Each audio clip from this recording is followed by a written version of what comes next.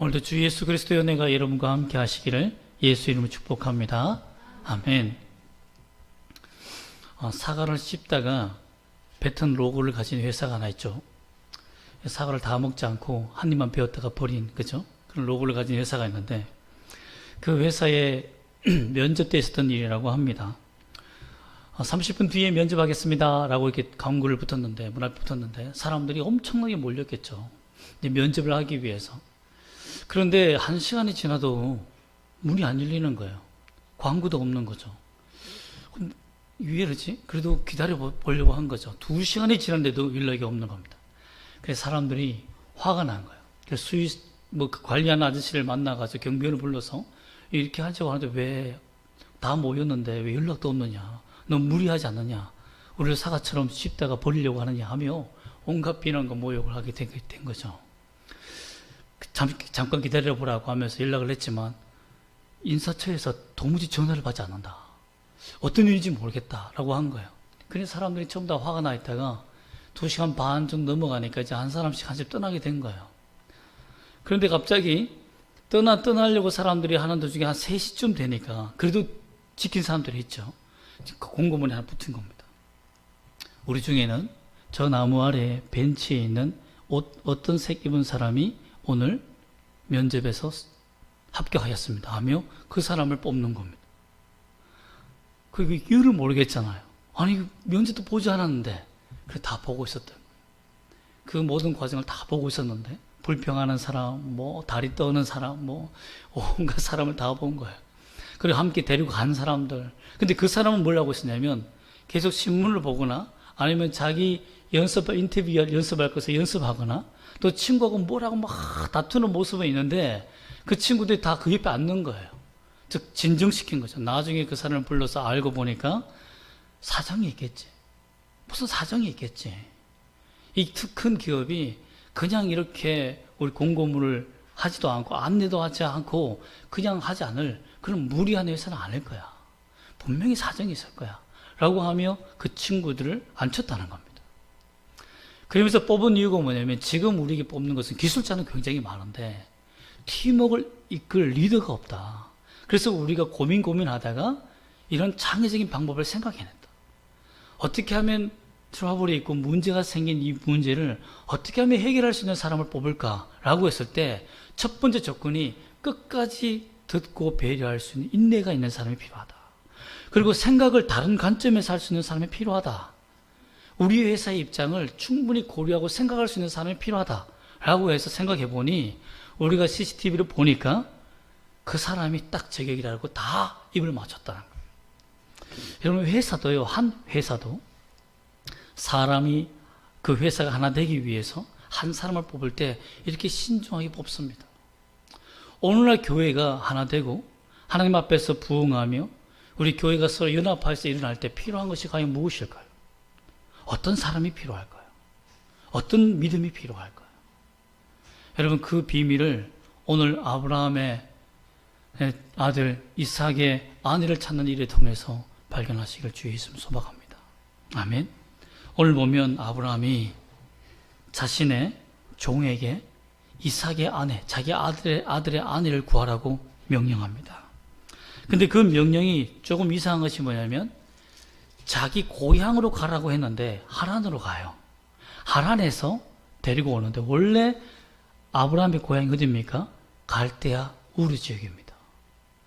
아브라함은 자신의 고향을 어디에 두고 있었냐면 아버지가 죽은 땅, 그 형제 나홀과 다른 친척들이 살고 있는 땅을 고향이라고 생각했던 거 봅니다.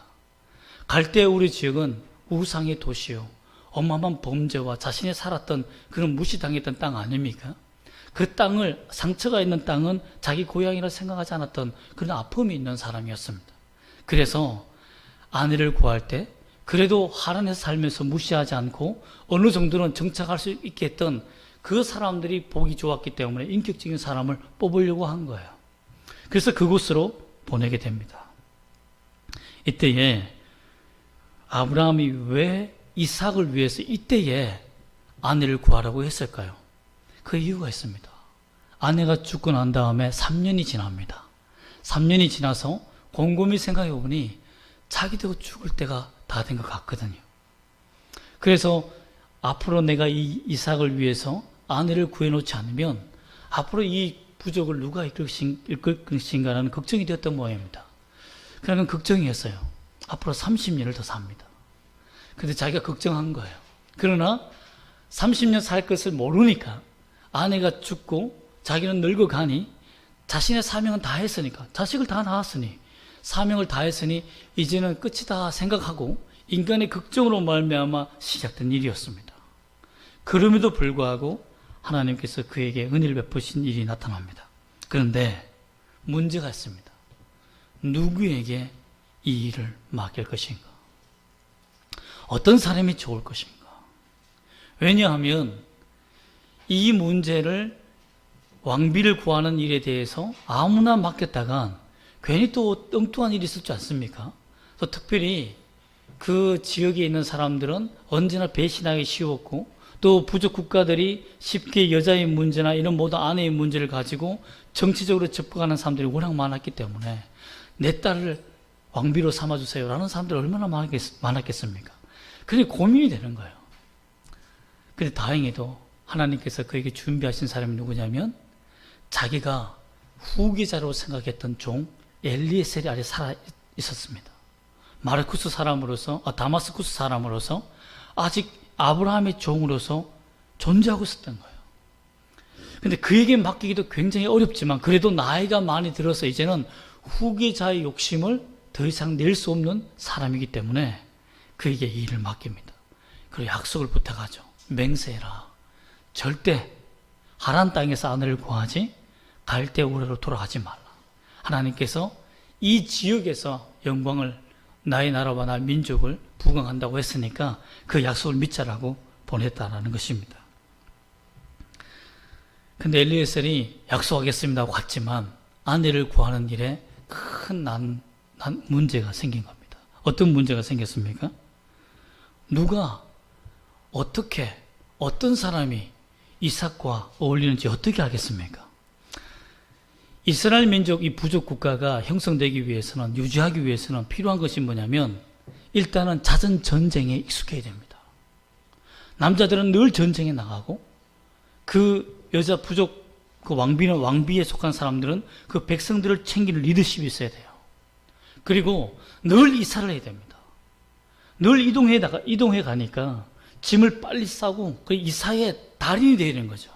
뭐 이사집 센터를 여러 번 해보든지 그 기업을 가지고 있든지 하여튼 이사의 달인 또는 전쟁의 달인 힘이 센 여자가 필요한 거예요. 어떻게 구할지 고민이 되는 겁니다. 그래서 이 엘리에셀이 한 지혜로운 방법을 냅니다. 낙타 10마리면 되겠다 하고 데리고 가기 시작하는 거예요. 낙타 10마리를. 그리고는 하나님 앞에 오늘 기도합니다. 하나님, 제가 물을 달라고 할 텐데 저에게만 물을 주는 사람뿐만 아니라 이 낙타 10마리에게도 물을 여인을 만나게 하옵소서라고 기도합니다. 근데 이 기도가 얼마나 황당한 기도냐면 낙타 한 마리가 물을 마시는 양이 100리터입니다. 100리터에 100리터. 그러면 낙타 10마리면 몇 리터죠? 1000리터면 1톤입니다. 1톤. 1톤 트럭 무게만한 물을 쉽게 말하면 낙타에게 먹여야 되는 거예요. 그런데 이 팔레스타인 지역에 있는 우물은 제가 몇 미터의 깊이에서 판다고 했습니까? 10에서 30m입니다. 그러면 건물이 거의 3층에서 4, 5층 때로 높으면 6층까지를 쉽게 말하면 물동이에 물을 담고 올라와서 계속 물을 퍼달라야 되는 거예요. 그 체력을 가진 여성이 있겠습니까? 오늘날만에 이런 공고를 붙여서 신부감을 구합니다. 물통 잘 들고 지하에서 물 풀어서 지상까지 정작 1톤의 물을 끌어올 수 있는 의자를 원합니다. 이러면 여러분 결혼 못합니다. 어떻게 할 수 있겠습니까? 제가 유학에서 충격적인 사모님들을 보았는데요. 비닐봉지도 못 풀더라고요. 여보 너무 힘들어. 너무 풀 수가 없어. 그럼 남편이 다 풀어주더라고요. 제가 그런 분도 보았는데, 여러분 요즘 얼마나 호리호리합니까? 그리고 얼마나 날씬해요. 얼마나 연약해요.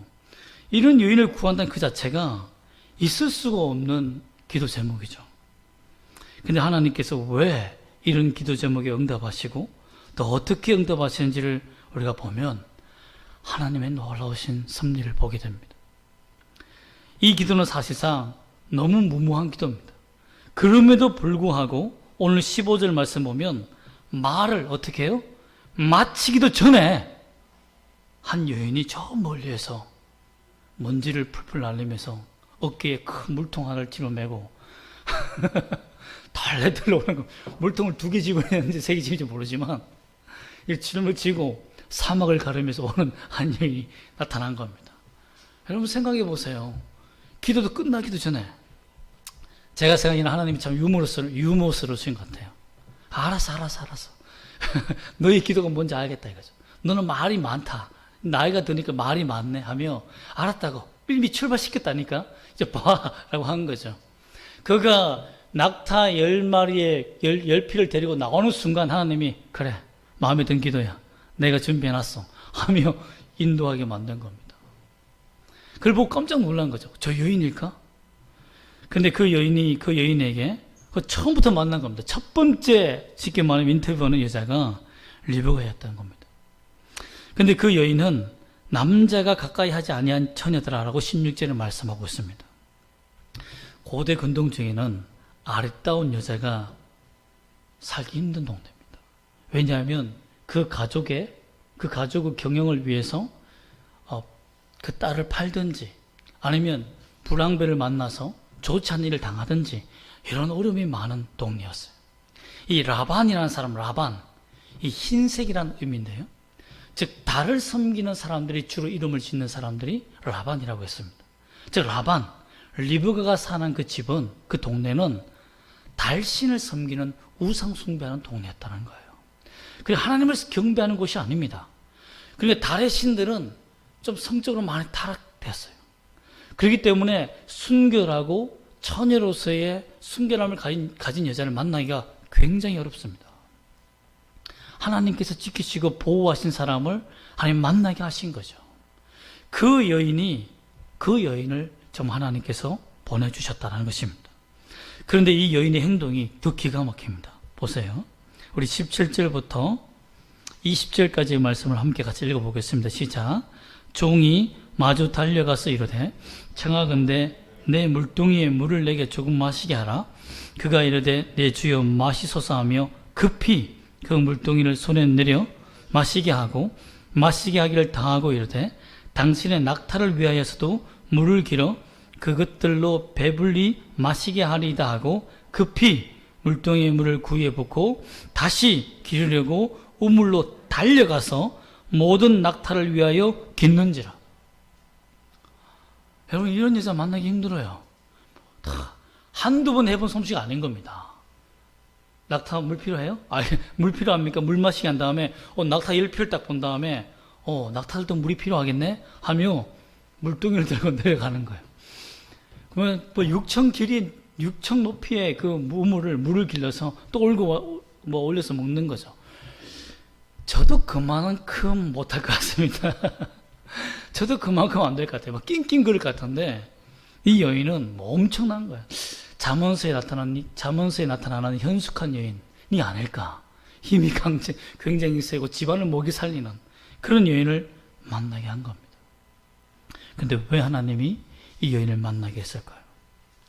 엘리에셀의 희생이 있었습니다. 그 엘리에셀의 희생이 뭐냐면 사실 자신은 후계자가 될 김축국을 2번이나 원샷으로 마신 사람입니다. 왜 그렇죠? 자식이 없었을 때는 자기가 후계자인 줄 알았어요. 그리고 아브라함이 늘 내 자식이 없으니 너가 후계자야. 내가 죽고 나면 이 부족 너가 다 가져. 항상 이렇게 말해왔거든요.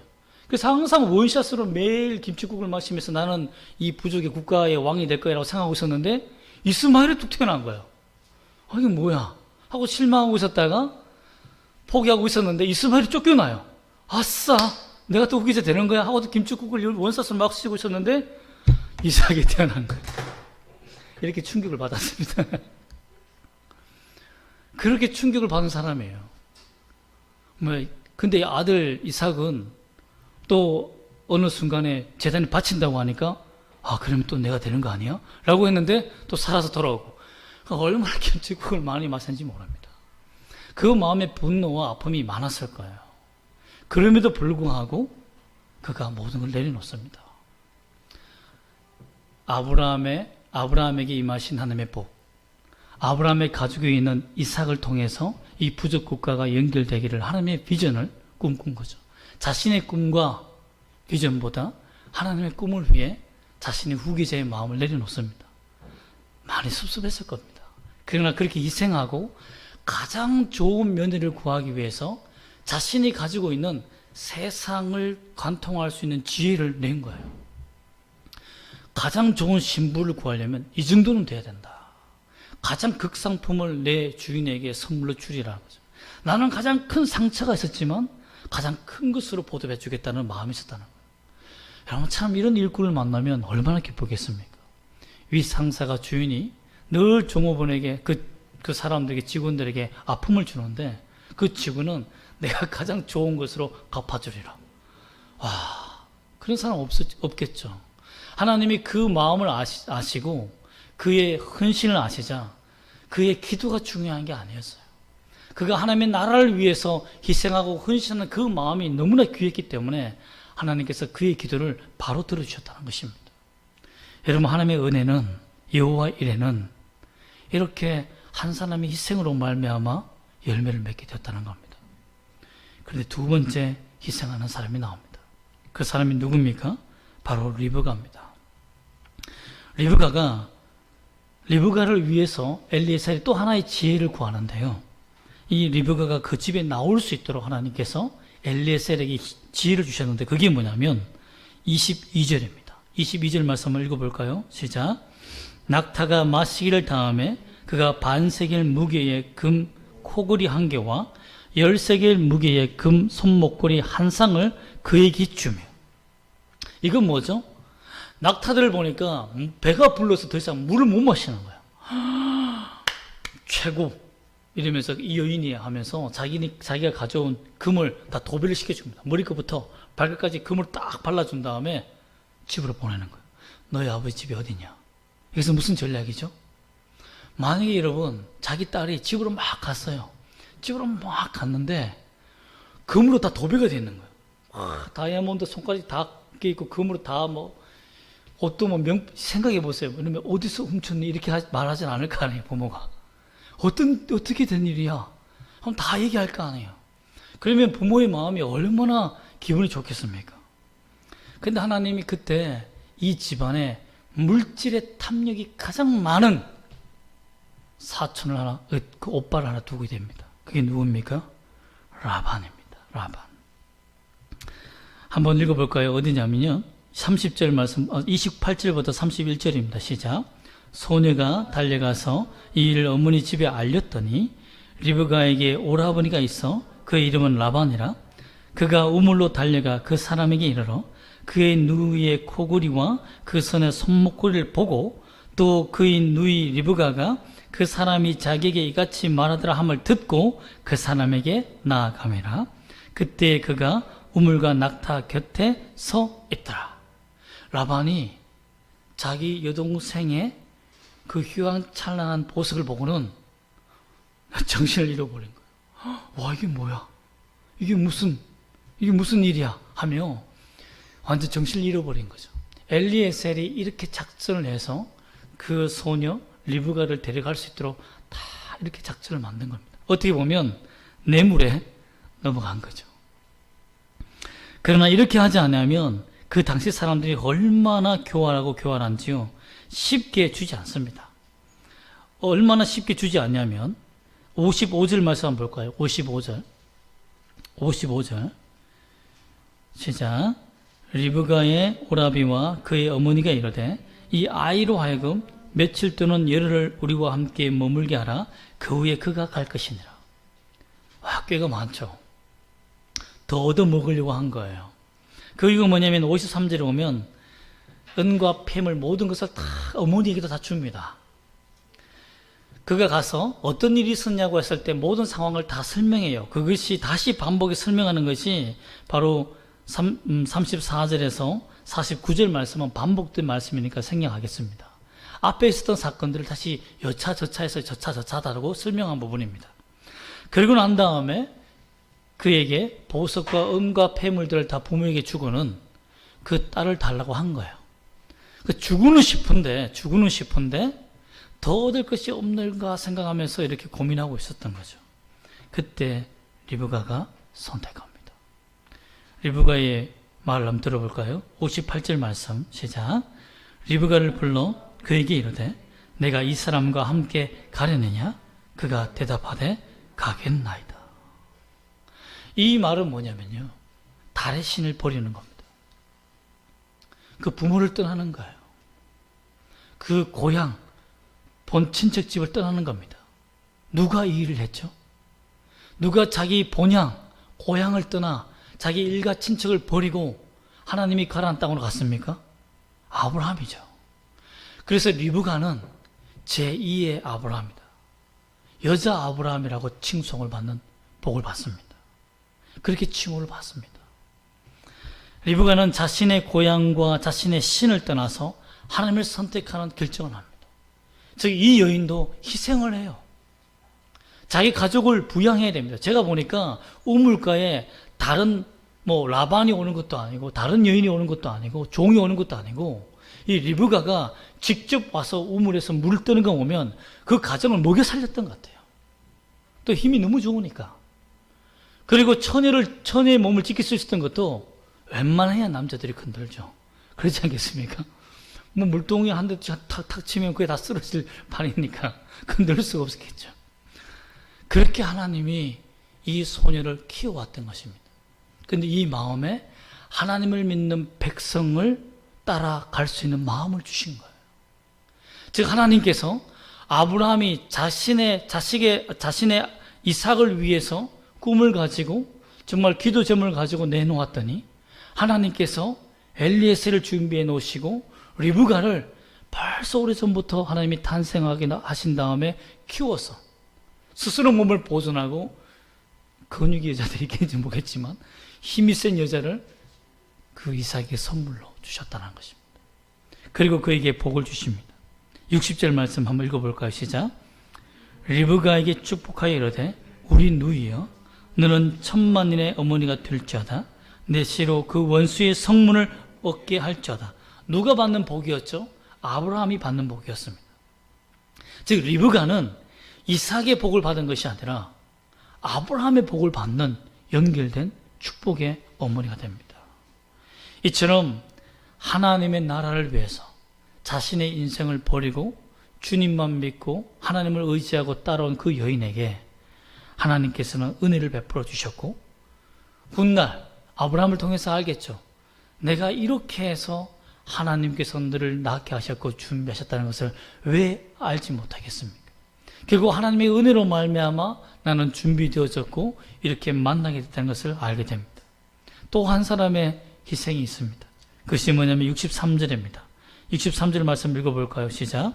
이삭이 저물 때에 들에 나가 묵상하다가 눈을 들어 봄에 낙타들이 오는지라. 이삭은 뭐 하고 있었죠? 기도하고 있었습니다. 주님께서 자신에게 줄 아내를 위해서 기도하고 있었습니다. 즉, 하나님께서 한 나라의 왕비를, 즉 아내를 구하게 하시기 위해서 하신 일이 뭡니까? 아브라함의 믿음을 통해서 리브가를 낳게 하셨고, 또한 그의 종 엘리에셀을 통해서 희생과 또한 지혜로 말미암아 아내를 얻게 하셨고, 리브가는 자신의 고향을 떠나 하나님을 믿는 나라로 돌아오게 하셨고, 또한 이삭은 늘 하나님 앞에 기도하며 경건함을 잃지 않고 기다렸다는 것입니다. 여러분, 이렇게 하나님의 은혜가 주어진 사람들의 삶을 보면 하나님의 뜻을 따라 믿음으로 사는 사람인 것을 우리가 분명히 알 수 있습니다. 또한 그런 사람들을 준비해 놓게 하시고 만나게 하신다는 것을 우리가 알 수 있습니다. 하나님의 은혜는 사실 어미 금이와 같습니다. 즉, 희생과 은혜가 필요하다는 거예요. 여러분, 어머니로 태어난다는 것이 얼마나 복입니까? 자식에게 엄마가 있다는 것이 얼마나 복이에요. 그런데 이 벨렛 거미라는 이 북아프리카의 이 거미는 독특합니다. 척박한 땅이에요. 자식을 낳으면 그 밑에 그 수많은 동물들이 기다리고 있다가, 벌레들이 기다리고 있다가 그 새끼들 다 잡아먹어 버립니다. 그러니까 그때부터 이 벨렛 거미가 선택한 것이 뭐냐면 고치 속에 자기를 가둡니다. 그 안에서 새끼를 낳습니다. 그러면 새끼들이 어떻게 되죠? 10,000마리가 푹 배에서 나옵니다. 쭉 나와요. 나갈 길이 없죠. 거기에서 3, 4일만 있으면 배가 고파서 못 견뎌요. 그러면 어떻게 합니까? 엄마를 다 뜯어먹습니다. 그 거미 10,000마리가. 싹 다 뜯어먹으면 이제 단백질로 힘을 키운 잔인한 이 거미들이 그 고치를 다 뜯고 나와서 나갑니다. 이렇게 희생이 있을 때 그 자식이 사는 거죠. 이처럼 하나님의 은혜는 주 예수 그리스도라는 그 생명을 내어버린 신이 있었기 때문에 우리가 구원이라는 은혜를 받게 되었다는 것입니다. 하나님의 은혜는 그냥 주어지는 게 아니에요. 우리가 하나님의 아들이라는 것을 희생시켜서 그 피를 우리가 다 수혈 받고 그 몸과 살을 우리가 다 먹음으로 말미암아 우리가 구원받은 겁니다. 우리가 성찬식 할 때, 세례식을 베풀 때에 떡을 먹이고 잔을 나눈 이유가 뭡니까? 예수의 생명을 우리는 다 뜯어먹은 죄인이에요. 그런 거미와 같은 정말 잔인한 죄인들이라는 겁니다. 그러나 주님이 그렇게 몸을 주셨기 때문에, 그 생명을 주셨기 때문에 우리가 믿음으로 구원을 받을 수 있게 되었다는 것입니다. 이게 은혜라는 겁니다. 아브라함에게도 이런 은혜가 임했죠. 아브라함이 믿음으로 말미암아, 하나님을 믿음으로 말미암아 여호와 이레라는 하나님을 만나게 됩니다. 자신이 준비할 수 없어요. 자신이 만들 수 없는 국가입니다. 자신이 구해 줄 수 없는 며느리입니다. 하나님께서는 믿음으로 사는 자들에게, 하나님을 붙들고 사는 자들에게는 반드시 하나님의 이런 은혜가 임한다는 것입니다. 여러분이 자식을 낳고 아내를 만나고 한 여인을 만나서 참 부부가 되고 자식을 낳고 가기를 이끌어가는 이 모든 것들이 또 믿음을 가진다는 것이 얼마나 어려운지 모릅니다. 얼마나 어려운지 몰라요. 믿음으로 한 가정이 이루어졌다. 믿음으로 한 자녀가 생겼다. 여러분, 이것은 큰 축복입니다.